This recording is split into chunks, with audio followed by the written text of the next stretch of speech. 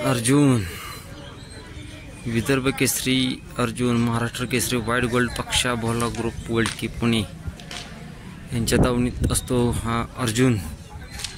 आपण पाहू शकताय की मैदानात पावसामुळे त्या बैलाची कशी काळजी करतात, त्या नंदीची कशी काळजी करतात।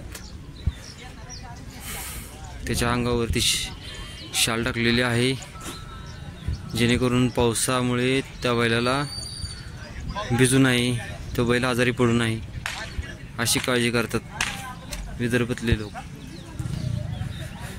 अर्जुन आज 4x4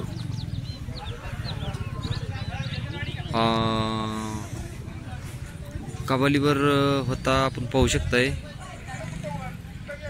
कबालीवर जो असेल तर आपण जाऊन पाहूयात कोणावर होता ते। आपण पाहू शकताय 11 मध्ये कबालीवर गाडी पडलेली 4x4 अर्जुनची।